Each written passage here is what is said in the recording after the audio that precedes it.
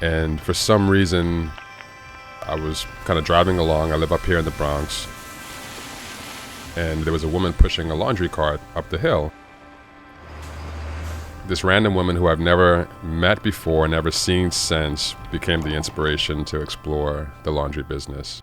I know that sounds crazy, but I built up so much fear that this idea that I had wouldn't actually translate into anything. I don't know, I was giving myself all the reasons why it wouldn't work. For a long time, the running joke was that Dad was out of a job. He was having a midlife crisis. But during that time, they were all in. I have their support, but it's almost like there's a time limit here. Right. Before we bought the laundromat, it actually wasn't even for sale. He was actually in the process of negotiating and finalizing a deal with someone else, actually. And when I came in, I told him, I said, listen, I have no background in the laundry business, but I'm willing to learn. So the original owner was kind enough to take me in. And so about 3 or 4 days a week, I would come into the laundromat and just watch him operate. I remember when I first started out, this lady called, and I remember hearing screaming kids in the background. I ran over there. She opens the door and almost throws the bags at me. It was almost serendipitous that the very first client that I would have was someone who was really just grateful for it. I think there's just such a need when you're taking that risk to become a business owner, become an entrepreneur. As much as you can surround yourself with people that are going to pour into it, that are going to help to encourage it, you need all of that, because there are many, many days where you're just sitting down and you're saying, man, maybe I made the wrong decision. Maybe this isn't going to work out. I say that every other day.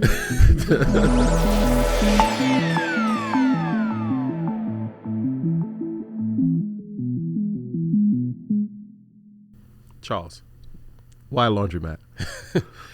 That's an interesting question. I have no background in laundromats.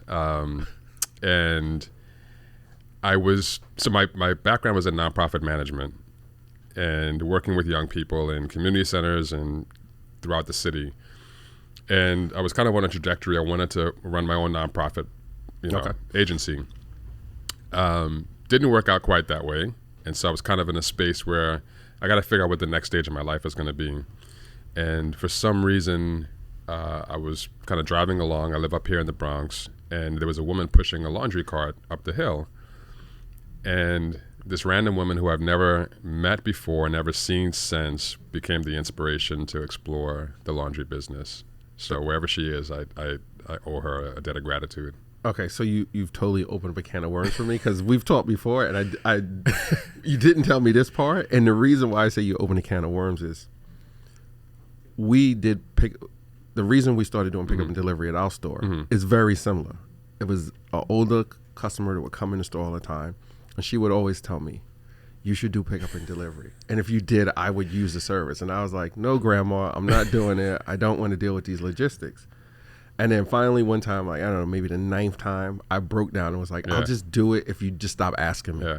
So, and I haven't seen her since. Wow. So the fact that you say that just brings me right back to that. So how was this lady just walking down the street with a shopping cart become your inspiration to turn your life upside down and get this passive business of laundry?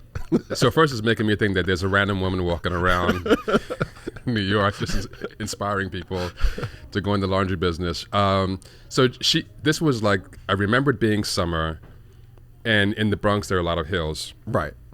And so she's almost vertical pushing this humongous cart of laundry up a hill. Is it going to be okay with the music in the background? We're going to go with it either way. We're going with it. It's our background music. So she's pushing this cart up the hill, and I'm saying to myself, like, she's doing this week in, week out, right? Rain or shine, snow, whatever the weather is. And for some reason, it just dawned on me, and it said, well, if she wanted food, she could get food ordered. Right. She wanted a package, she could get that delivered. Whatever. There are services that are considerate of, transportation and convenience. Why doesn't this exist in the laundry business? And I thought, why doesn't someone help her with this? And that just kind of sparked kind of my exploration. I didn't know that laundry services existed as far as pickup and delivery. Right. I just thought you either had it in your building or you went to the local laundromat. And I went on Google and searched. At the time, I thought I had a revolutionary idea. I thought I was the first person to think about pickup and delivery. That's how far removed from it I was. And then I search and I see all these places pop up, and I say, why doesn't my neighborhood offer that? Right. And that's what sparked it. That's great.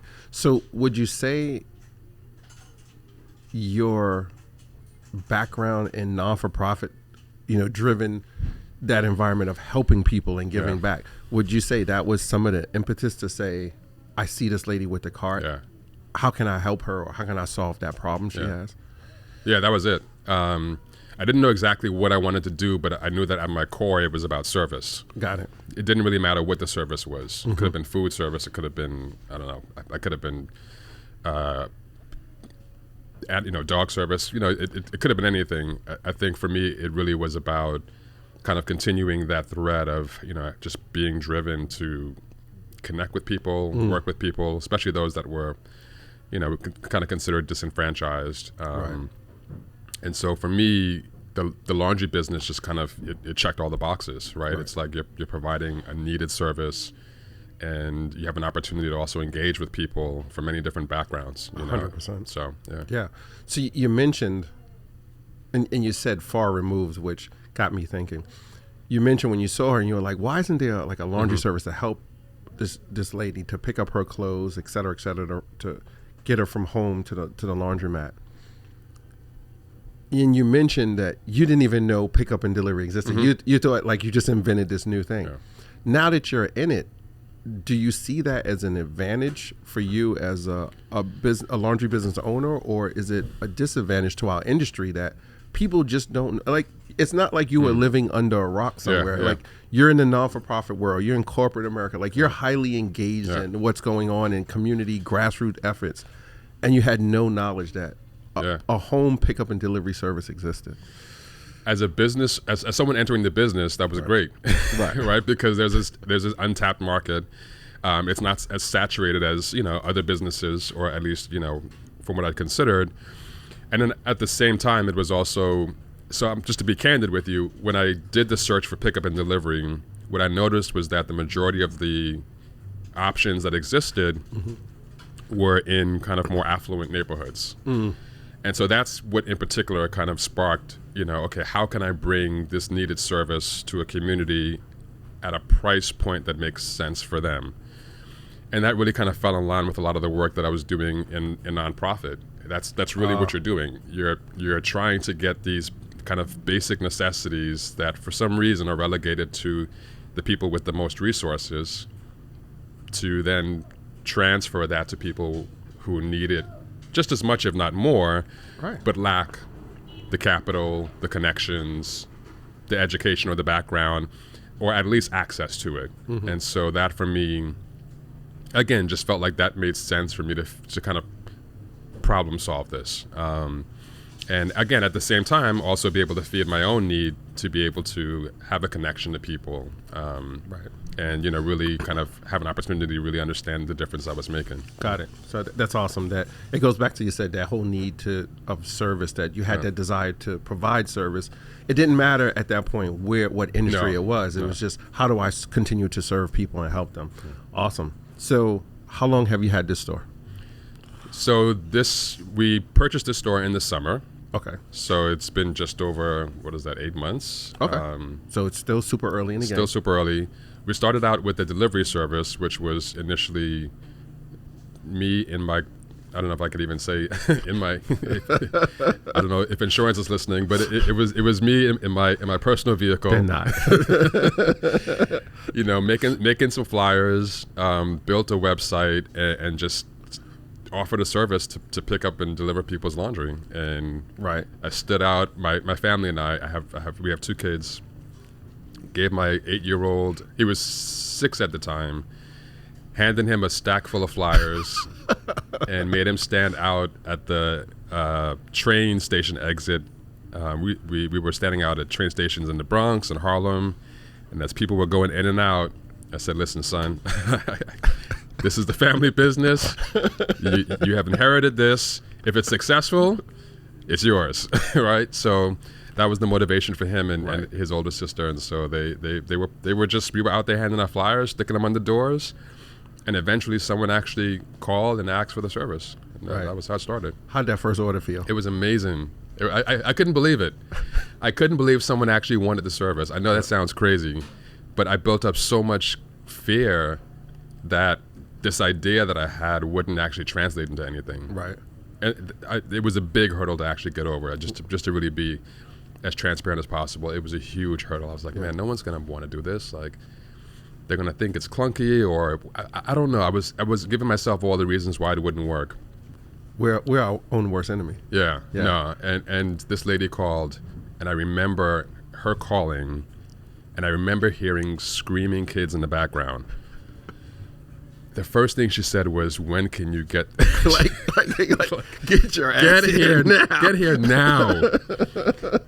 I ran over there, got into my car, get over there. She opens the door and almost throws the bags at me, and she was so grateful. Right. It was almost serendipitous that the very first client that I would have was someone who was really just grateful for it.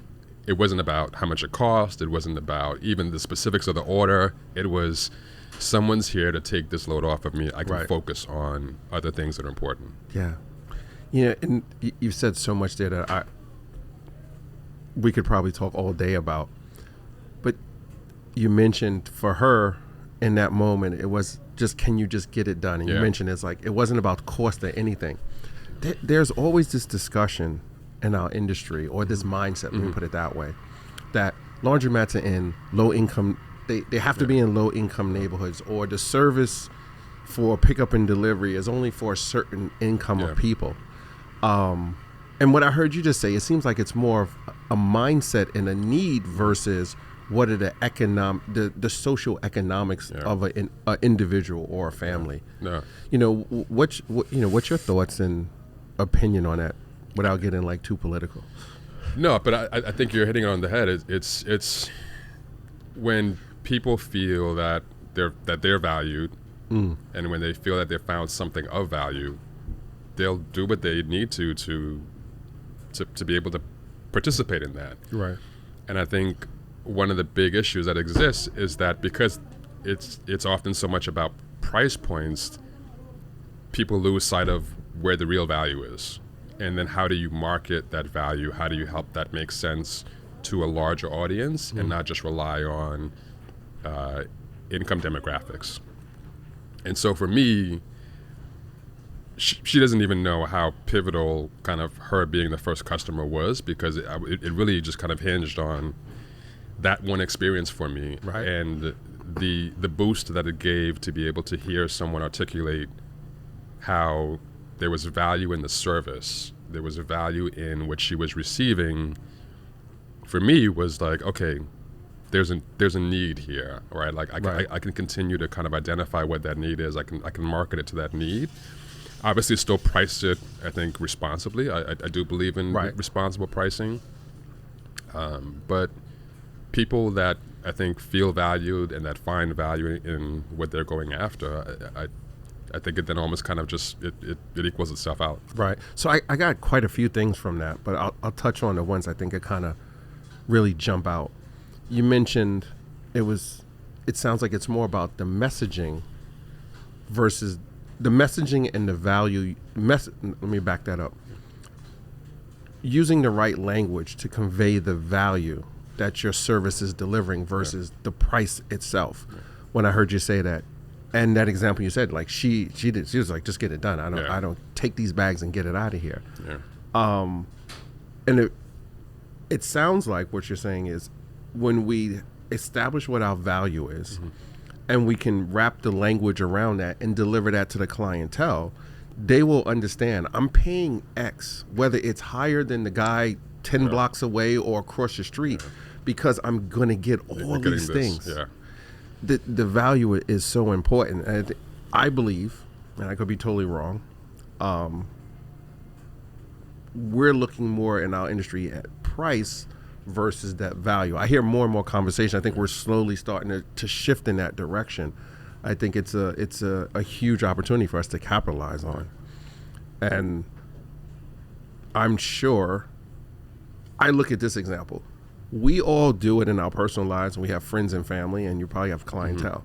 We spend money on dumb stuff. Yes, all the time. Right? Like we prioritize what to spend our money on. So if you, like, and I'm just going to throw this number out, making numbers up. If you charge $5 a pound, but you showed me like you're going to wash it in like water from the Swiss Alps, and like you're going to have like hummingbirds blowing like this special air to dry my clothes and all the benefits of it, I'm like, all right, I just won't buy a new pair of Jordans. I'm going to go spend $5 and get my laundry done. Yep. Right.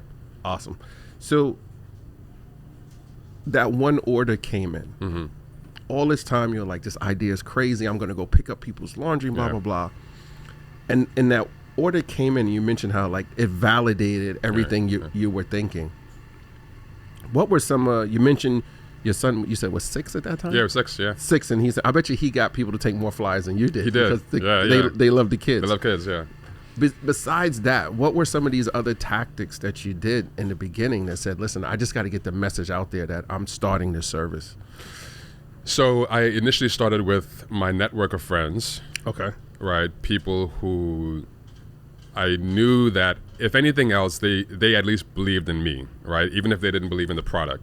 And so I offered it to them. I think it was, if I didn't do it for free, it was practically free. Right. Or I practically maybe even paid them to even be, I don't know. But I was just simply trying to find a way to kind of understand the logistics of how do I get this from point A to point B. I remember when I first started out, I said, when I was looking at other services, I said, customers don't know the weight until it gets back to the laundry, to the laundromat. I said, I'm going to bring a hand scale and I'm going to weigh it on the spot, and they're going to know exactly what the cost is. And I did that with the first customer, and I brought a hand scale. She had so much laundry. I remember my hands were shaking trying to hold the laundry up. The scale is going from 35 to 50 pounds. She's like, this guy's an idiot. You're going to rip me off. She said, listen, just take my laundry and get out of here, man. So, but I think just the willingness to kind of put yourself out there. Right. To not be afraid to, kind of essentially look foolish, or at least perceive. A lot of it was, I think, perceived, right, self-perceived. I think was really huge, and kind of not assuming that, not assuming that because this hasn't necessarily been marketed to your region before, that there's a reason for that, or that others have tried and it didn't work out. So I think in a lot of ways, because I didn't have the background, I was ignorant. And I think that ignorance worked in my advantage. Some of the other things that I did to really try to kind of get the word out was thinking about the different communities that I thought could benefit from it. So I was reaching out to hospitals, colleges, to dorms. There's a lot of community colleges that are in the Bronx. I was just open to whoever. I didn't kind of close the door and just get some orders. Just get the orders in, right. And then I'll figure out who it appeals to from there. But in the very beginning, it was in my mind, I'm going to make it accessible to everyone as often as possible. And the next customer that I had after that, I remember very clearly, who was the customer that I've had ever since then. I was with my family. We were at the Bronx Zoo. And I had a schedule of, okay, I'm not going to pick up past 6 p.m. I'm gonna have this work-life balance. Yeah, okay. This guy calls me at I think it was 7 or something like that, and he was like, "Can you pick this up today?" And I just looked at my wife, and I was like, "I think I need to go.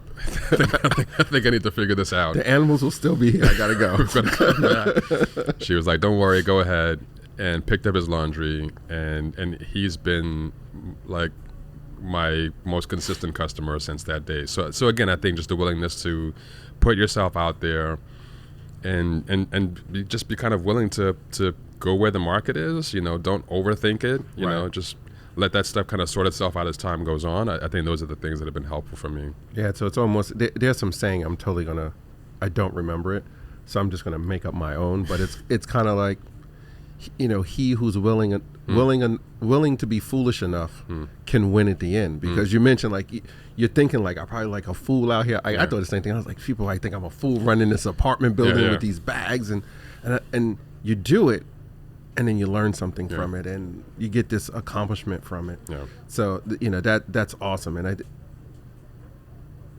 to our viewers and to our listeners, there are tons of people out there who are like early in the game. Yeah. Or who even been in it for a while, and they're still trying to figure out like, should I do this thing or should I change this in my store? Yeah. And I mean, that's a huge testament. Like we end up fabricating these things in our minds. Like, what if this goes? Like, is anybody going to die? Am I going to get maimed? Yeah. Is this going to like ruin the financial future for my kids? Yeah. If it's not, any one of those, like, you know what? Let's roll the dice and do it. Agreed. Awesome. I heard you mention. You were at the train station with your son and your daughter handing out flyers, trying to get that first order. Then you mentioned you were at the zoo, and you're like, work-life balance, honey. Like 6 p.m., no orders after that. Yeah. And you get this order at 7, and you're like, honey, I got to go. And she's like, go get it. Yeah. How important is that support system, like from your family, from your spouse? Because when you leave the store and pull the gates down at the end of the day, like you got to go home and look at them. Yeah. How important has that been for you? No, it's critical, and I will say at the same time, they also thought I was Chris. This was not like a, all right, Dad, we're behind you. For a long time, the running joke was that Dad was out of a job, and he was having a midlife crisis. It took them some time to kind of, they were supportive because I'm family, right. I still feed them, I'm accountable, to them and for them. But initially, and even my wife, it was kind of like, It was still some jokes at the dinner table. It's like, how much time are you going to give this? Don't you want to just go back into, I was in nonprofit management, don't you want to just go back into there? It's a guaranteed salary, you have connections. And so, there was a period where it was kind of like, all right, I have their support, but it's almost like there's a time limit here. Right. We're going to support you, but you got to show and prove. But during that time, they were all in. It was like, that's hey, what do you need us to do? And that was incredible. And I think support in any space you can get it. And maybe for someone it may not be immediate family, but maybe it may be friends. It may be a church community. I think there's just such a need when you're taking that risk to become a business owner, become an entrepreneur. As much as you can surround yourself with people that are going to pour into it, that are going to help to encourage it, you need all of that, because there are many, many days where you're just sitting down and you're saying, man, maybe I made the wrong decision. Maybe this isn't going to work out. I say that every other day. And it never stops, right? Right. It's so I think, especially at the onset, having as much of a support network as you can. And if you don't have it, look for it, go after it, figure out where those communities are. I reached out to small business services, and they were really great. A lot of free resources that were available. There's a lot of things on the internet, social media, Facebook. I think if you take the time to really use it for what it can be used for, you can really walk away with a lot of information that you don't necessarily have to figure out from the ground up. Or pay for. Or pay for, absolutely. Right. Yeah. When we bought this laundromat, well, before we bought the laundromat, it actually wasn't even for sale. And he was actually in the process of negotiating and finalizing a deal with someone else, actually. And when I came in, I told them, I said, listen, I have no background in the laundry business, but I'm willing to learn. And so the original owner was kind enough to take me in. And so about 3 or 4 days a week, I would come into the laundromat and just watch him operate it. Watch him fix machines, watch him deal with customers, just kind of the day-to-day. And that was kind of my way of like, hey, it doesn't matter if I get to purchase this laundromat, I'm learning the process, I'm learning the business. Right. And so I think the more people can find opportunities to do that, it doesn't have to be always swinging for the fences. Like, hey, if I don't land 50 customers or something like that, then it's a failure.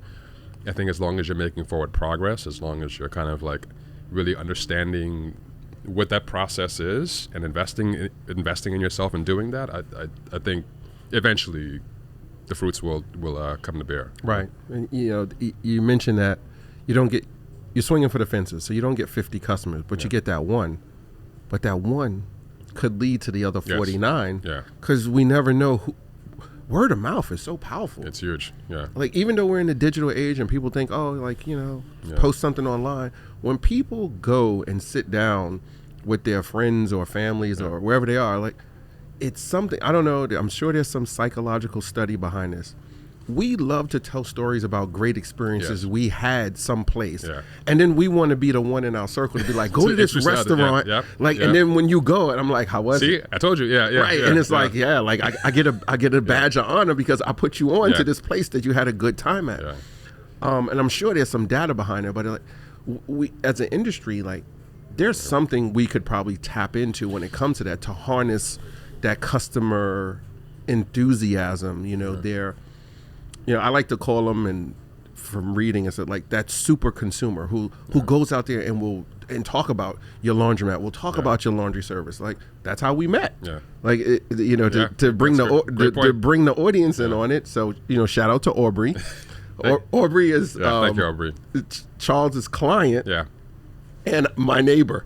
So Aubrey lives next door to our office, and you tell the story better than me. Even further back than that. So the customer that I left the zoo for is the one that lives next to Aubrey. So because I was picking up laundry, I'm picking up laundry from that customer. Right. And at that point, I made enough that I could actually get branded laundry bags, right? So I was able to, hustle my coins together and get laundry bags that had my logo and information. And so whenever I would deliver to his residence, he would always do a drop off at his front door outside. So I said, listen, whenever I drop off, I'm gonna have the information facing the sidewalk. Yes. And that's how Aubrey, on his way to where he lived, would see the laundry bag. He's probably coming from playing tennis. Right. So the day that I went to pick up the laundry from that customer, Aubrey is walking down the street, sees the bag and says, oh, you guys do delivery? And I said, yep. And he says, do you know Waleed? And I said, I don't know him personally, but I'm a huge fan. And he's like, oh, I'm friends with Waleed. And I said, no. He's like, no, you're not. No, you're not. This is crazy. I'm like, no, you're not. He's like, no, in fact. And that's what started. So that Bronx Zoo customer, like you said, you just never know where those connections end up. Exactly. Right. I'm thinking, I'm just trying to be available.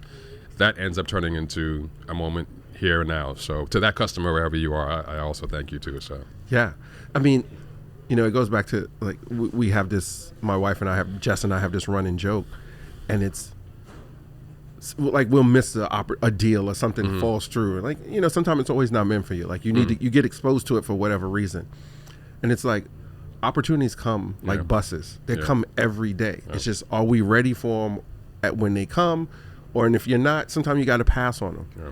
And the fact that you, like, to trace, I see so many things in that one encounter that led to today. Yeah. Like, we wouldn't be sitting here if more than likely, right? The universe has different paths at times, but if you didn't take that 7:00 order from Bronx and leave the Bronx Zoo with the family, have the support of the family, your wife to be like, hey, go do it. Because if she would have said no, you might have been like, damn, I want to go, but I'm just going to tell them, text them back and say, no, blah, blah, blah, blah. Can I come tomorrow? Yeah. You took the chance, you took the order, you had the support system. Yeah. And I'm a huge fan of branded bags. So that's a whole nother conversation for us. Because our bags are bright pink. Yeah, and I had when I went to the company, I was like, how big can you print on the front of the bag? That was my first question. Now, how much? What's the durability? I was like, how big is the printing area? Yeah. And she told me, I was like, I want the logo to cover the whole front of the bag. And she was like, you want all your address? I was like, no, I just want the name as big as you can make it. And when we would do deliveries, we would turn the bags, like you said. If they told us to leave it, we would turn it so people would see it. And then I would tell the drivers, when you carry a bag, always put it on, I think it was our left shoulder, because then the logo would always be facing when they're walking away versus your right shoulder. And they would be like, what are you talking about? So for you to say you put it on the stoop and with the logo out, Aubrey sees it, he calls you, he becomes your client, and then we connect. And here we are again today. It's phenomenal. And it's these little things that we do that propel us forward. Agreed. Yeah, that's awesome.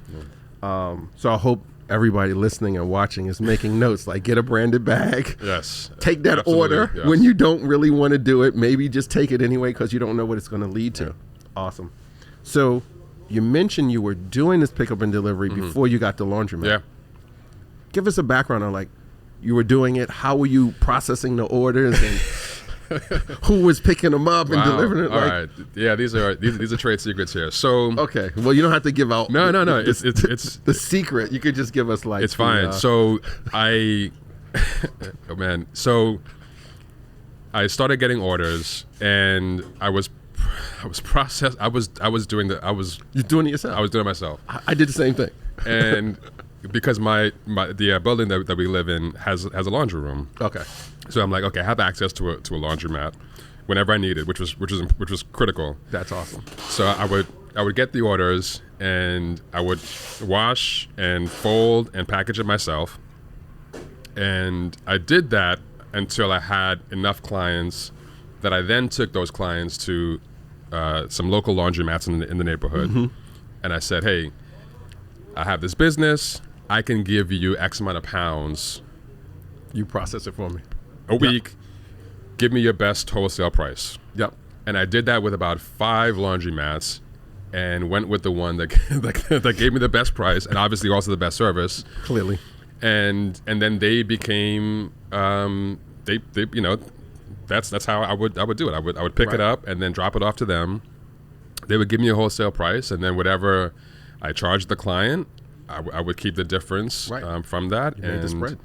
And so that I worked as long as I could, but the goal was always to have my own laundromat so that I could be able to kind of process it and do my own quality control. But really, it literally just started with me.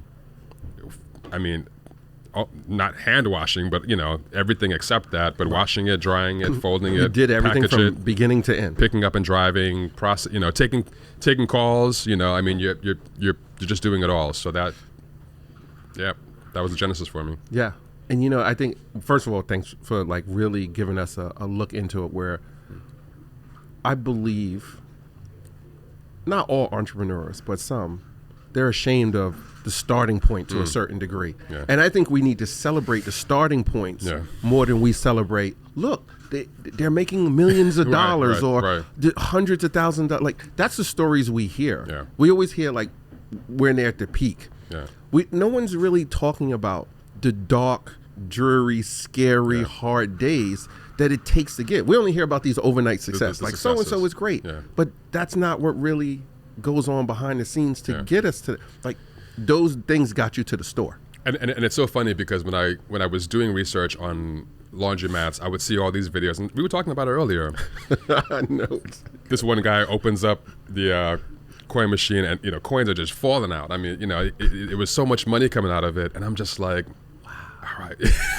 Just sitting there salivating. And you open your coin box, you're like, what the? Like, why don't I have as much? I got pennies in there.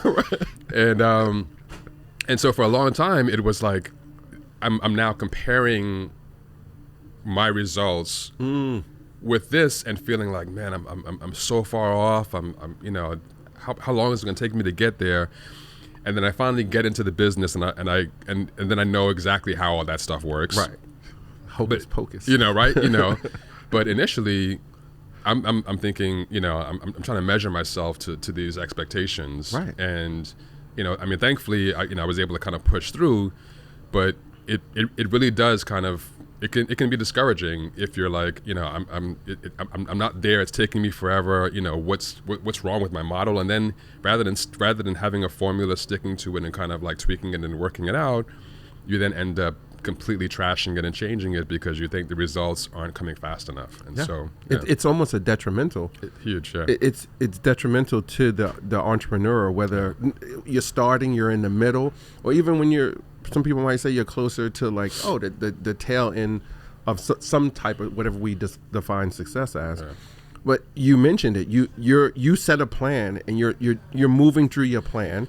And then you see this person, you're like, wow, his coin boxes, like, quarters are on the floor. They're inside falling out. You're like, he's got to get them from under the machine. Yeah. And you're like, what am I doing wrong? Right.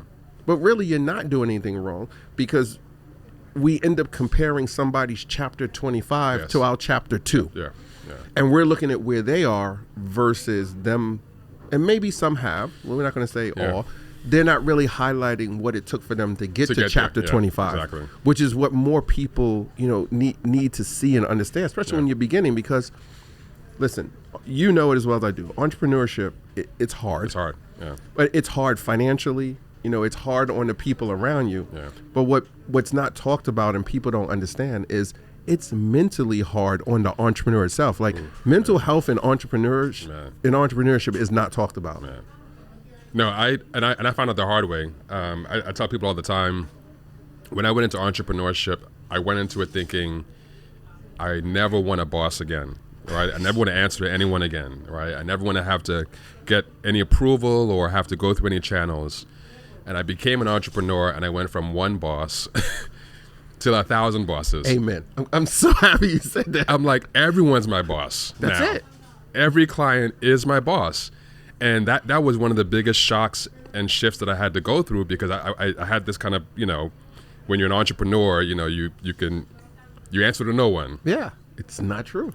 But if you want to be successful, if you want to last, what you're in fact doing is the opposite. You're actually listening to everyone. Yep. Now obviously you're not going to be able to do what everyone wants or what the requests are, but to really improve your business, to really make it the experience that's going to really help the customers that you're looking to serve, then you're open to everything. Yeah, you've got many bosses. You got unlimited bosses.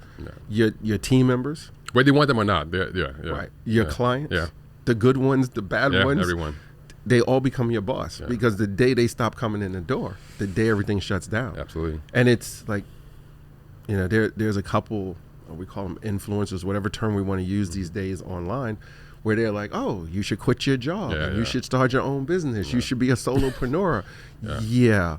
Okay. Yeah. And I joke in our office, and the team laughs at it. I'm like, yeah, I'm just going to go get a job at McDonald's. Yeah. You know why? I'll be really good at it. And at 5 o'clock when the man just gets shifts up, I'm like, click. I'm done. Oh, you need me to stay an hour and mop up? Sure, no problem. I'll stay an extra hour. And it's done. It's done. And, and everybody's got to find their path. But I'm really glad you touched on that, because I'm sure there are people out there who are comparing. They're listening to your story, and they might be just starting out, and they're going to be like, "Look, he started, and he's got a store now. Right. He's crushing it." When they need to understand, you were handing flyers out at the subway. Listen, I was out putting flyers indoors, like you said. Listen, I still got photos to this day. When we were talking earlier, I would go into apartment buildings to pick up an order. And I did when we started doing that, when Grandma said we should do pickup and deliveries, I did it for the first year or so by myself. Yeah. Morning shift, and then I come back and do an afternoon. And I come to the office here in the Bronx in between, do that work, and then head back out. But I put flyers all over the buildings.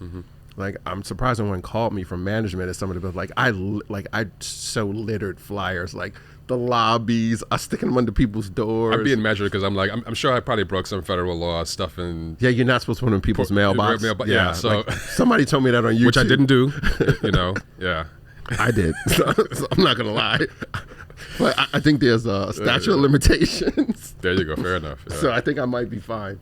But it's interesting, and for people to understand, in the beginning, you got to do these things that you might think are crazy, but what is it going to lead to? Yeah. So I appreciate you sharing those steps and enlighten us on how you felt and how you looked at it, and then it got you to the store. So you got a store. Yes.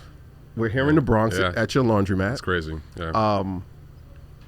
So you manifested from just doing pickup and deliveries to getting in a store. How'd you end up acquiring this laundromat? Because you mentioned earlier, you came in, you were talking to the owner and working with them, which I think people probably gonna overlook that or gloss over that. You gave up time to sit here with the owner to learn the business ahead of time before actually diving into it. I mean, to me, I didn't look at it as giving up time. I was benefiting. It was an opportunity, and I was willing to learn. I mean, I think that was part of my. I credit the ignorance. I just didn't know enough. Right. I didn't know enough to feel confident that I didn't need help. I wasn't. And I think that served me well. So with this particular laundromat, I didn't know this laundromat even existed. And I live 2 blocks from here, right?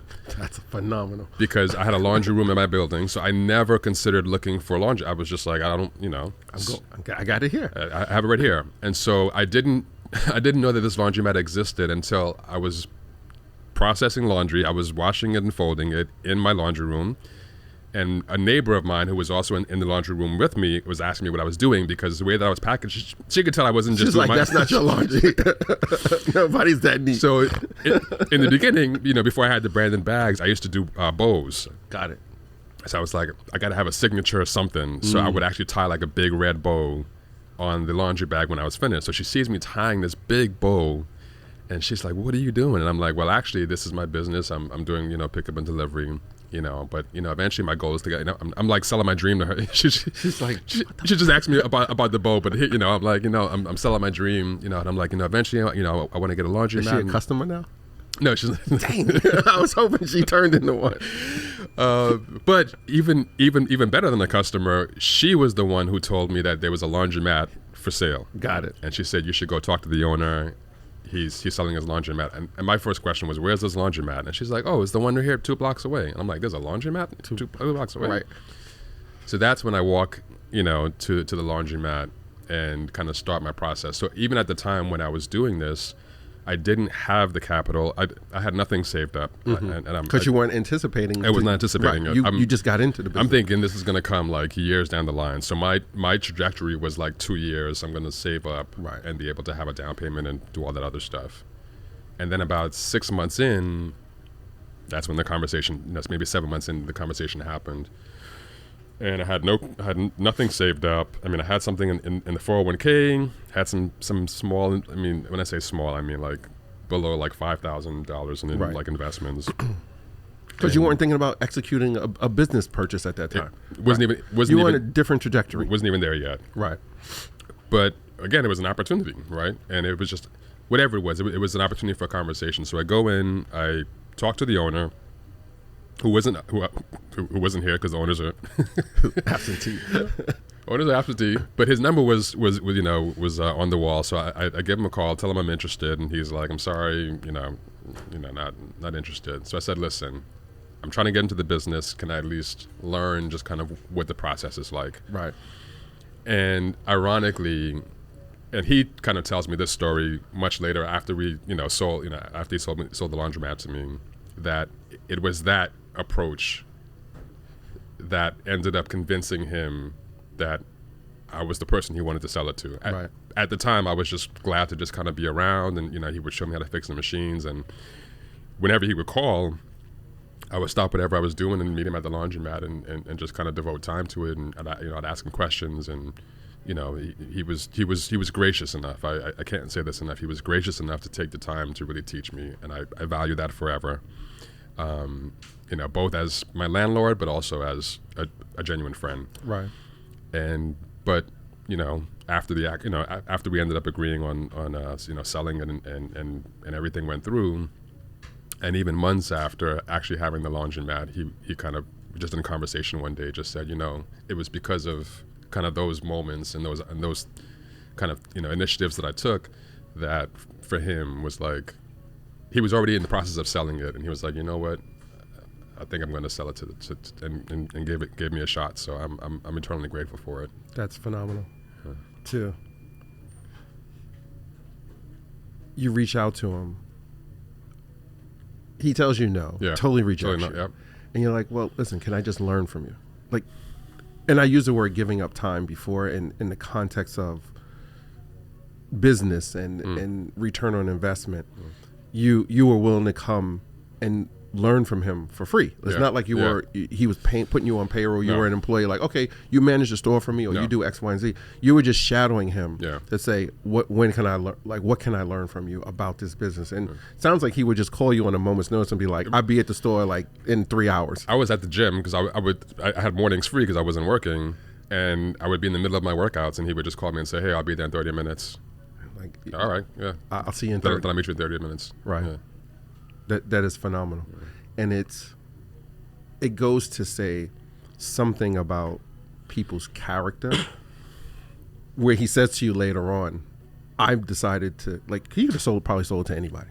Yeah. And there's no, there's no lack of buyers Yeah. for our industry, especially this day and age. It's on fire.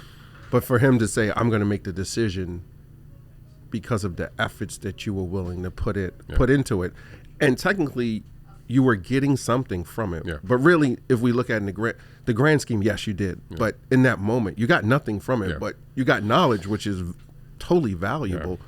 But there was no immediate return. Yeah, that's a better way to put it. That's an awesome story. Definitely no financial return. Yeah, but yeah.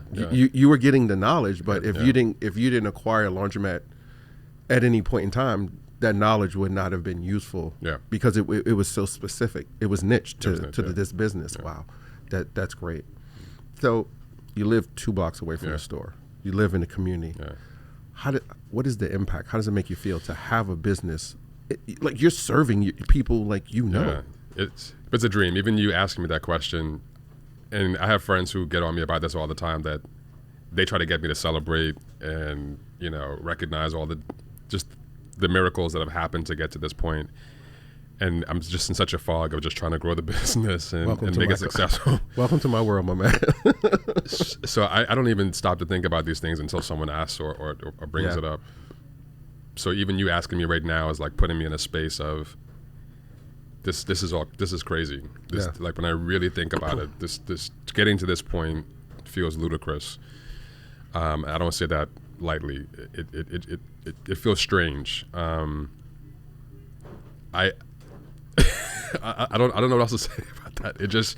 It genuinely feels strange to go from watching this woman push a cart up a hill to creating a laundry delivery business to owning a laundromat in my neighborhood. Mm-hmm. Everything that I've wanted to happen, and I'm almost afraid to say it because I don't want to jinx it, right?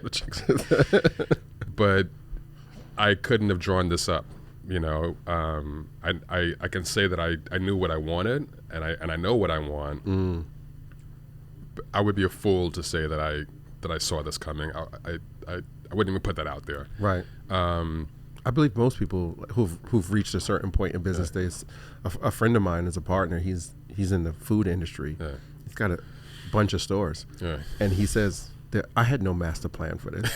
He said the opportunity would come and I would take a chance and execute it. So, listen, I can relate. And I asked you about the community thing because my dad and my uncles, when they started the business, it was 1 block away from my childhood home. So to give full context, the store is here on the corner. Mm-hmm. You cross the street and there's 1 block. My grandparents lived in the middle of that block.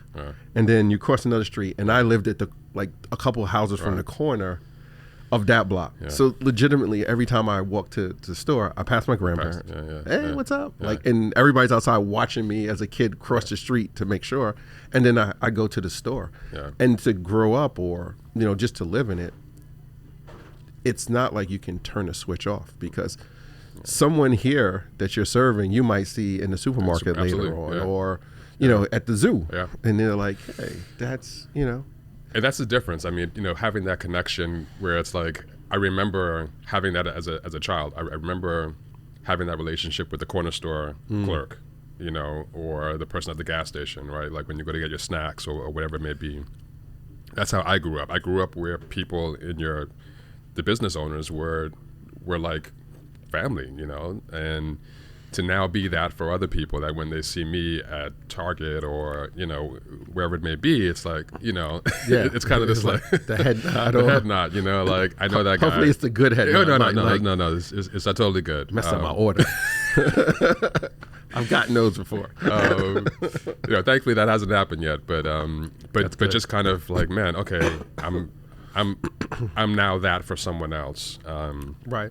And as I mentioned, one of the things that we do is also, create space for partnerships with the local middle school that we have next door. Right, because school's right next door. School's right next door, and so I introduced myself when we purchased the laundromat. One of the first things I did was introduce myself to the neighboring communities. So smart. The school, the salons, the community centers. Say, hey, I'm the laundromat owner. Anything you need, let's exchange, contacts and information. Because again, having my background in nonprofit, that's just what you do. One of the first things you do is you find the people that are local and you make yourself known. And so that was just the same habit and practice that I brought here. For nothing else, just to know that there's just benefit in just knowing who. Just being neighborly. Just being neighborly, right? There's safety in that, right? So that to me just kind of made sense, and it has since translated into just, I think, having a space where people feel welcome, people feel like they're not just here to kind of just do a task, because they're spending a lot of time in a laundromat. 100%. And so being able to have that connection, I think really helps make the difference, for our customers. Right. That's great. So you're in the community, you live in the community, your business in the community, like you're 100% tied to the community. Yeah. There are other brands, which I will leave nameless, who do pickup and delivery in our industry and have started expanding into different neighborhoods, communities, whichever label we want to use, depending on how we're looking at the level in those communities. Do you think it's to your advantage or disadvantage that you're a local business owner and a resident in the same community versus these bigger brands who have more dollars and more tech, etc.? No, I think it's absolutely an advantage. I would, if I'm going to think about this objectively, I'm sure there are some disadvantages to it, right? I think larger companies can do things, maybe a little more efficiently or, at a different price point, and there's much different marketing that's happening. And I'm a proponent of technology, and I know that's just that's the trajectory for everything that's happening. But I think what it's also doing is at the same time creating even more of a need for just conversation, for human connection. I think actually the more that those things happen, it then also kind of gives people, I think people end up missing just basic conversation more. It's almost like when automated answering services just kind of took off. I was screaming at the phone. I'm like representative. I just want a person, right? So it's like, on the one hand, technology can help give you all these different things, but it can also kind of create this you just feel like you're still missing something. Right. And although you're still getting the same product, let's say even if the products are comparable, and but the fact that you have someone that you can talk to, the fact that you have someone who can remember the last conversation you had and can follow up with you and say, oh, how's so and so doing, or so glad to see you. Did you enjoy the holiday, or just the nuances of human contact and communication can't be replaced, can't be sold. And when I connect and talk with the customers, I can feel that difference and what that does for me. Because I think what's also missing is not just what it does for the customer, but what it does for the business owner. 100%. And I think both sides have value to it. So just as much as they appreciate it, it also does something for me too. I agree. I'm so selfish when it comes to that part of it. We've done some other people would probably call them stupid or not smart business moves when it for us just to be able to put a smile on a client's face or for them to say wow. Team would be like, we're going to spend what? I'm like, just do it. I'm like, they're like, wait, you want me to do what? I'm like, just do it. Trust me. They're probably going to like that. Yeah, that's great. Man. They're like, we're going to have flowers delivered to somebody's house. That's I'm great. like, yeah, just do it. And then they call us or they send us an email and they're just like, it's so I mean, this lady sent the email one time out the blue. And I've saved it. This email is probably 3 years old and I have it saved in our customer support software.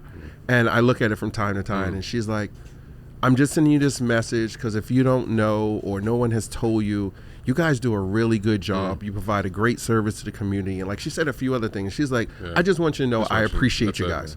And in my head, I'm like, wait, you pay me to do this. Yeah.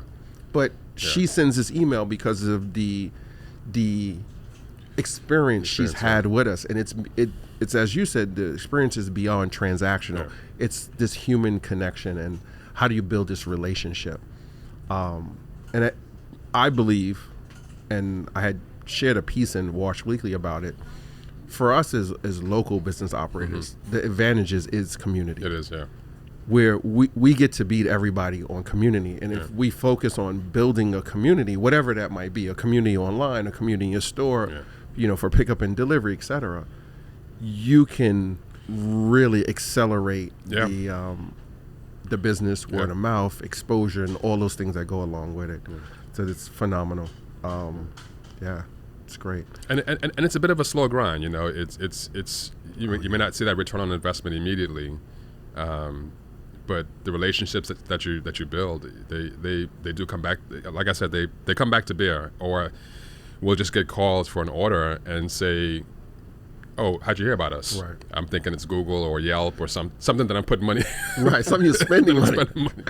And they're like, "Oh no, my neighbor told me about it, or my sister's using your service," and she. And I'm just baffled all the time at how many referrals we get. Not solicited. We're not telling them, hey, tell your friend. I mean, we should probably be doing a lot more of that, honestly. But I just genuinely just enjoyed the conversation. Mm-hmm. And then when people are just randomly just kind of coming in and saying, oh, I heard about you because of so-and-so, I'm like, wow, okay, people appreciate it, right? And that speaks volumes, yeah. Yeah, it is. Yeah. Great. So we've covered so much. But now it's time for us to really geek out over the store. So you acquired the laundromat. What type of, I'm sure everybody can see, but what type of machines do you have in your store? So we have all Dexters for our washers. We have 21 washers, varying sizes from kind of 60-pounders all the way down to 20-pounders. Okay. And then we have 30-pound stack dryers. So we have 11 stack dryers, 22 dryers in all. Right. Yeah. Okay. Awesome. And from here, our audience can't see, whether they're listening, they definitely can't see. But when we do our walk around, that your store is shaped in the L shape. Yeah. Which is, for some viewers, they might be like, wow, this is really small or blah, blah, blah. Yeah. But New York City, we're like, this is normal. Yeah. Yeah. My dad's first store was a little wider than this. Yeah. And then we broke through the wall and made it into this weird L shape. Nice. So when you were telling me, and it was like, yeah, the store is an L shape, I was like, I lived this life, man. We crammed the machines in every corner. I was just at one point, my dad was like, yeah, when it comes time to work behind the machines, you just got to hang over it, because we stole space from behind the machine, so we can move them back and put another row of machines. Gotcha. Literally, you think that's tight? Wow. One row of machines, we probably had 13, 14 inches behind the machine to actually work on it. And this was a big, one of our bigger machines, I don't know, it was maybe a 80-pounder machine, I think it was in that corner. And literally I would have to climb behind that thing. It was bananas. We had these Washcomat machines in there back in the day. It's crazy. Yeah. So awesome. So it's L-shaped. Yeah. You got, and I see you got plenty of folding tables for the clients. Yeah, and we retrofitted these second shelves. So when I purchased it, it was only just a folding folding table. And I remember looking at some vendors to see how much it would cost, because when I came in, I was asking the clients, hey, what improvements would you want to see? Right. And that was really some great advice from the previous owner. He said, listen, before you do anything, take a few weeks, take a few months to just talk to the people. Understand, yeah. Just understand what their needs are, what their experience is. Use that to inform you, and then go from there. So I took his advice, did that, and so I looked at it, and it was an extra, I don't know how many hundreds of dollars it was to just add another shelf. Yep. I'm like, I'm gonna go to Home Depot. Just screw them in a wall. Put them in a wall. Find a nice sturdy piece of board. Put some tack tape over it. Give it some nice design. And the next time we opened it up, customers were ecstatic about it. So I was like, all right, great. It looks good to me. I remember when you first mentioned it to me when we came in, I was like, super smart. Versus, listen, a folding table with the second layer, it's a couple $1,000 depending what kind you get and the material. Trust me, I know. I'm looking at prices now, and I'm just like, I can't believe this stuff is this expensive. Yeah. So that's awesome. Yeah. And those little changes, like you said, the customers came in, were so excited about it. They make a huge difference. Yeah. Great. Yeah, we added some lint trays, because again, there was only one garbage can. So, so these are just little things that, that were making a huge difference. And what would happen is that when customers were using the dryer sheets were just all over the floor. And I remember getting frustrated because I would always come in, I'm like the only one picking them up. Until one day a customer was like, it's just a pain to go from all the way back here to the front just to get rid of, some, dryer sheets. And she was like, could you maybe put a trash can back here? And I'm like, yeah, I could do that. Right. And just listening. Just made, and now it's like, every time I come here, it's spotless. Like you might find one or two in some random point in the day, but for the most part, people pick them up and put them in there. That's awesome. If we just listen to our clients, the solution is there. And it's so funny because when I came in, I was like, "Oh, what I'm going to do is I'm going to change all the machines. I'm going to renovate and do all this stuff." And it was like people were just like, "Can you just put a trash? Just put a trash can here." We're happy. Just the machines are fine. Can you just give me a freaking trash can? Like, go spend $30 on a trash can. Keep the place clean, and so yeah, that's great. It's a lot simpler than we think it is, Great. So services you have self-service. You're doing pickup and delivery. Yeah. And what clientele are you focusing on? So with the pickup and delivery, we do it for residential clients. So we have several clients that are in the neighborhood, and we prioritize the Bronx and kind of Upper Manhattan. And then we also have commercial clients that we do for our pickup and delivery. So shout out to Aubrey, who is one of our Airbnb clients. And we also do pickup and delivery for summer camps. Okay. Which is really huge for us. Is that through the school relationship? No, that's separate. Regular summer camps. Just regular summer camps, and that's like upstate. So that's like it's a good distance. It's a good distance, but we did the math. That's it. Like if the numbers work. If the numbers made sense, and it was a great relationship, and so we provide. I'm not going to say say the client's name, but of course, yes. A very, very large. You don't want somebody else knocking on their door. You said it, not me. Right. Yeah. So, and as I mentioned to you, we also work with our schools. So we provide pickup and delivery for public schools in the city, which I'm particularly proud of. That's we're able huge. to provide that service. So, yeah. I remember we had. I want to say maybe the social worker at one of the schools reach out to us. And this is at the time when we had stopped doing self-service and we were strictly pick up and we had made the transition early. It was still early in that phase. And she was like, yeah. And, honestly, I felt bad. And not even from obviously the business part of me was like, dang, that's business. Yeah. But the community part we were talking about. And when she called, she was like, yeah, we need to get, can you sell me gift cards for people to wash their laundry? Yeah. And I was like, I'm sorry, we only do pickup and delivery. And she was like, I don't know if they would want that. Yeah. And I was just like, why is the social worker calling me from a school for laundry services? And then when she went to go on and talk about some of the students, like their in transition, what's the term she used? But basically they're housing insecure. Yeah. And they're in transition from home to home. Yeah. And it's not just the student; it's like the family itself. Yeah. So, and she was like, "We're providing these laundry services for them, so we give them these laundry cards or credits to go." And I was just like, I felt so bad. I was like, "Damn, I still wish I had a store because I would be like, go gangbuster with that, just as a give back to help out on that community side." So that's awesome. Yeah, that you're able to facilitate that. That's great. So.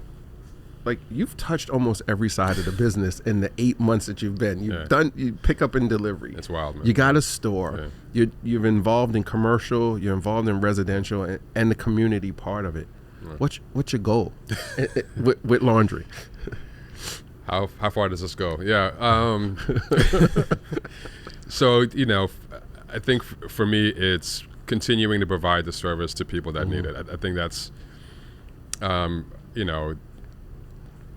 there's a very large untapped community when it comes to doing this, and the more that I'm involved in the community work, the more I get exposed to where those untapped opportunities are, and again that just kind of being in line with our mission and what we're about, so really being able to bring that service to as many people as possible is where I see us, so whether that's moving into every borough, you know. So, you know, stay out of Brooklyn. No, I'm just kidding.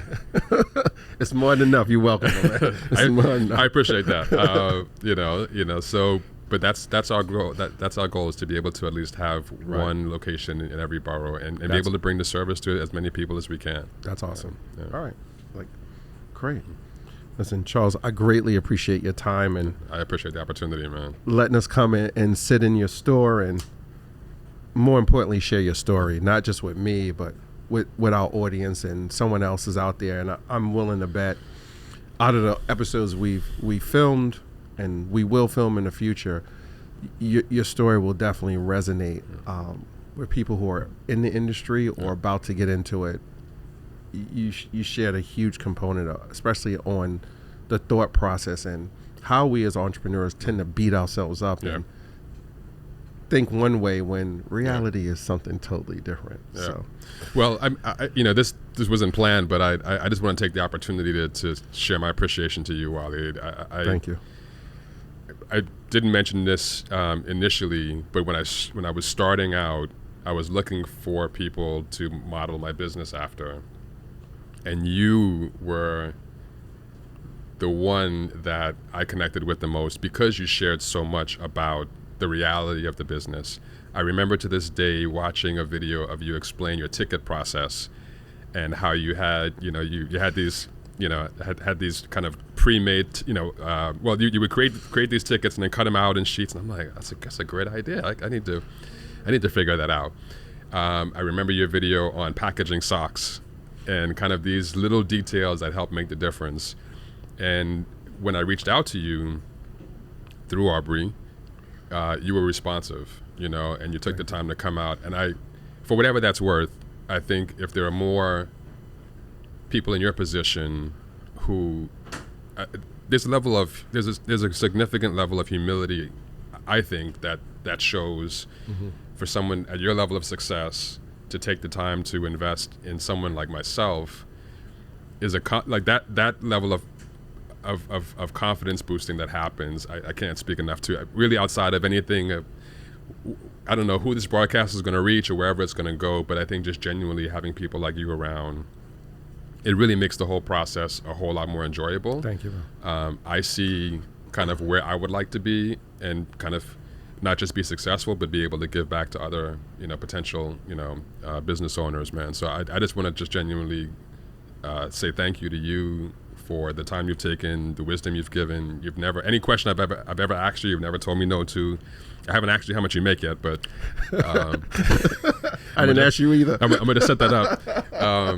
But you know, in all seriousness, man, I sincerely appreciate that, man. So, listen, so thank you. It's my pleasure, Charles, and thank you so much for sharing that. And I got nothing else behind that, so I appreciate you, my man. Appreciate you, brother. And I look forward to more conversations. So.